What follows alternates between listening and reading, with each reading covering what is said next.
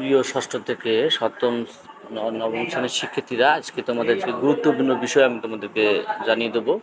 তোমরা জানো যে সর্বশেষ চূড়ান্ত হয়েছে যে তোমাদের সংক্ষিপ্ত সিলেবাসে যে সিলেবাসটা আগে দেওয়া হয়েছিল সেটা সংক্ষিপ্ত করে তোমাদের পরীক্ষা গ্রহণ করা হবে। সেই পরীক্ষায় তুমি কিভাবে ভালো করবা আর সেই বিষয়ের জন্য তোমাদের নির্দেশনা দেওয়া হয়েছে। কিন্তু সিলেবাস প্রত্যেকটা প্রতিষ্ঠানে কতটুকু সিলেবাস তোমাদের পাঠ্য বইয়ে অন্তর্ভুক্ত হবে প্রশ্নে, সেই বিষয়গুলো তোমাদেরকে নোটিশের মাধ্যমে জানিয়ে দেওয়া হবে।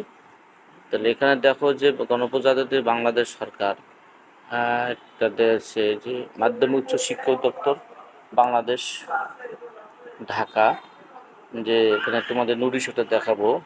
বিষয় ষষ্ঠ থেকে নবম শ্রেণী 2024 শিক্ষাবর্ষের বার্ষিক পরীক্ষায় পরিচালনার জন্য সংক্ষিপ্ত পাঠ্যসূচি অনুসরণ বিষয়ে বিশেষ নির্দেশনা প্রসঙ্গে। তোমরা জানো যে সারা বাংলাদেশে যে অ্যাসাইনমেন্ট, মূল্যায়ন সহ অন্যান্য বিষয়গুলো যে পুরো সিলেবাসের উপর পরীক্ষা গ্রহণ করার কথা, কিন্তু সেভাবে হবে না। বাংলাদেশের প্রত্যেকটা প্রতিষ্ঠানে যতটুকু পড়া হয়েছে অতটুকু পড়ার আলোকে তোমাদের পরীক্ষা প্রশ্নপত্র সংযুক্ত হবে। তা তোমার এই নোটিশটা দেখো, যে নোটিশটা হয়েছিল 19 তারিখে গত মাসের।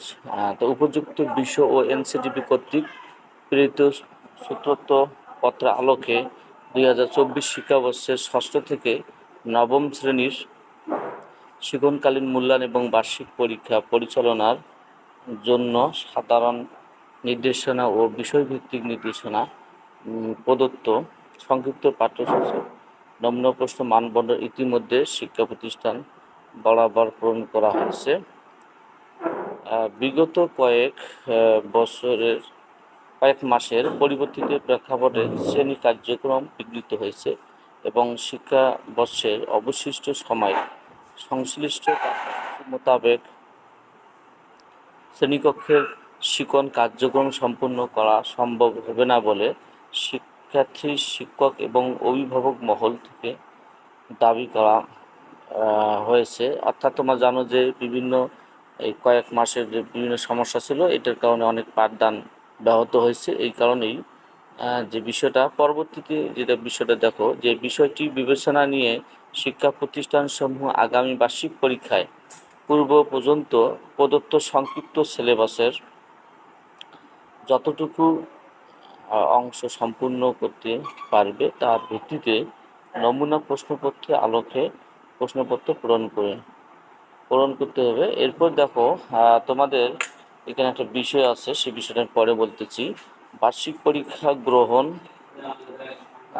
করতে পারবে, তবে প্রদত্ত সংক্ষিপ্ত পাঠ্যসূচির সিলেবাস যথা সম্ভব সম্পূর্ণ করে পরীক্ষা গ্রহণ করার বিষয়টি সর্বোচ্চ বিবেচনা নেওয়ার জন্য শিক্ষা প্রতিষ্ঠানের প্রধান সুতোত্ব স্যারকে অনুরোধ করা হয়েছে। তো এমতো অবস্থায় বর্ণিত বিষয় আলোকে পরবর্তীতে ব্যবস্থাপনা সংস্থা সকল নির্দেশক্রমে জানানো হবে। প্রিয় শিক্ষিতরা, এই নির্দেশনা আসলে মূলত তোমরা জানো যে সম্মানিত শিক্ষকদের উদ্দেশ্যে এবং এটা তোমাদের উদ্দেশ্যে দুইটাই বিষয় উল্লেখ করা আছে। অর্থাৎ তোমাদের যে পর্যন্ত পাঠ্যসূচি সিলেবাসে যত থাকুক না কেন, সম্পূর্ণ বার্ষিক পরীক্ষার যেহেতু সিলেবাস পড়ানো সম্ভব হয়নি, যতটুকু হয়েছে এর আলোকেই তোমাদের ক্লাসে যতটুকু হয়েছে সেখান থেকে তোমাদের এমসিকিউ একক প্রশ্ন, অর্থাৎ সংক্ষিপ্ত প্রশ্ন, এক কথা প্রকাশ এবং সৃজনশীল প্রশ্ন অনুষ্ঠিত হবে। সেই পরীক্ষায় তোমার সেভাবে তোমার পরীক্ষা দেওয়ার চেষ্টা করবা।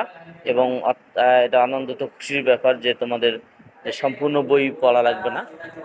যে অধ্যায়, মনে করো তোমাদের বার্ষিক পরীক্ষা অধ্যায় ছিল 8টা, সেখানে তোমাদের দেখা গেছে যে 5 অধ্যায় পর্যন্ত পড়ানো হয়েছে। এই 5 অধ্যায় পর্যন্ত তোমাদের পরীক্ষা গ্রহণ করা হবে।